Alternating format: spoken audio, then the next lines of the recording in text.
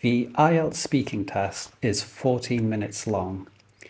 This is going to sound funny, but it spends those minutes asking you for three things: a thimble, a measuring jug, and a bucket.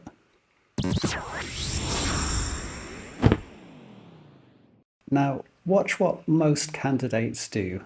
They pour exactly the same amount into all three. The thimble overflows, the jug just sits half empty, and the bucket looks like someone spilled a drink in it by accident.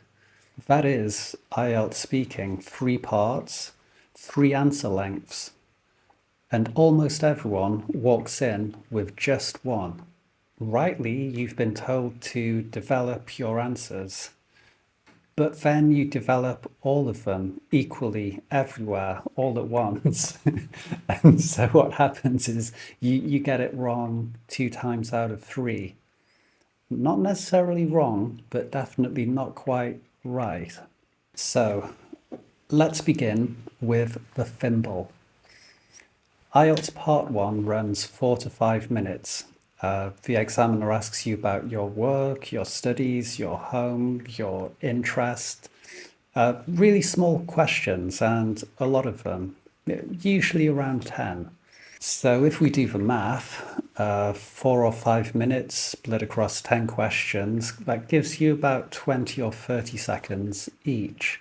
And so 20 or 30 seconds is 2 or 3 sentences, maybe an answer, a reason, and one detail or example, and that is the thimble. You see, when someone delivers a 90 seconds answer about their hometown, they haven't necessarily shown range. They have eaten 3 other questions, and fewer questions means fewer chances to show the examiner something new. And this is the bit that people often get backwards, because the advice is longer is better. It is to a certain extent, but in the right part. And part 1 isn't really where you prove that you can speak at length. Part 1 is where you prove you can answer a question without freezing or getting nervous and getting lost. So save the length for later, because you will need it. By the way, if this is making sense so far, subscribe for more. If you're ready to commit and take this further and really get to where you want to be with IELTS, then the link should be up here and the link's in the description. Go check out my website, see what's there. It'll really help you, I promise. Anyway, let's get back to it and let's look at the jug, or more precisely, the line on the jug. Part 2 is 3 to 4 minutes, and that includes your preparation. 1 minute to make notes, and then you talk. Imagine you have the jug, and the jug has a line on it, and that line is at 2 minutes. Now here's maybe what you weren't warned about, and the examiner will stop you when the time is up. That interruption is written into the test. It's a stopwatch, not a judgment.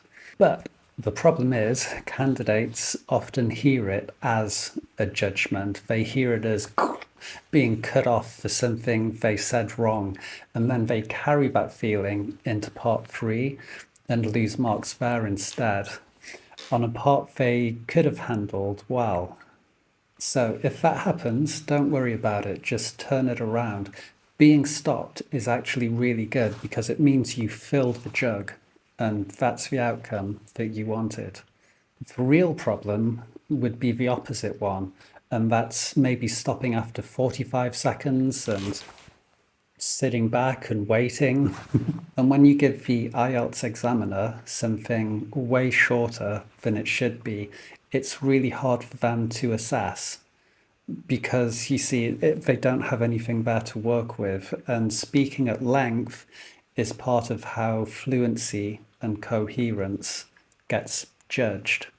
The way to get around this or get used to it is just to practice until 2 minutes feels like a length that you recognize and you're used to. Because you see, 2 minutes speaking is longer than most people think. And you have to practice because it doesn't always feel natural. And use that preparation minute wisely for notes, not sentences. Nobody marks for notes.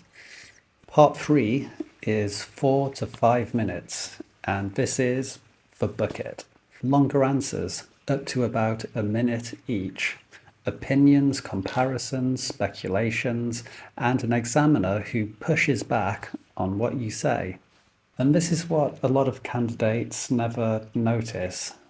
Part 3 questions come out of the Part 2 topic. Same subject, but opened up and made general and abstract, which means Part 2 was your run-up. Every concrete example that you used in your last 2 minutes is now sitting there and it's available, and the examiner has already heard it.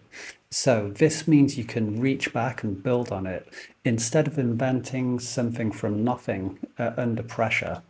This is the part where you speak for longer, expand on what you've already given. This is where you're really pouring the water, trying to fill that bucket. And people often treat part 3 as a fresh, harder test, like it's come out of nowhere by surprise, like something in a horror movie. But the thing is, it's the same topic. It's just wearing a different costume or a different hat. And one more thing, and this holds whichever test you booked. Speaking is the one part of IELTS that doesn't change with delivery mode. It's the same 3 parts, the same timings, a real examiner in the room or on a video call. There's no separate version to prepare for. It's just one. And so that's it. 3 vessels, 30 seconds, 2 minutes, and then a minute at a time. If you learn the sizes, you can stop pouring blindly and making a mess. Anyway, as always, I hope you enjoyed that. I hope your studies are going well. If you found this content and you're spending this time, then you're clearly putting the time and effort into it, which is great. And just keep going, you will succeed. IELTS isn't the easiest thing in the world, but it is the thing that will help you get where you need to be. So yeah, just stick with it is all I'm saying. And also subscribe and hit the like button and check out the website if you'd like to learn more. I think you will. Anyway, have a great day. See you in the next one.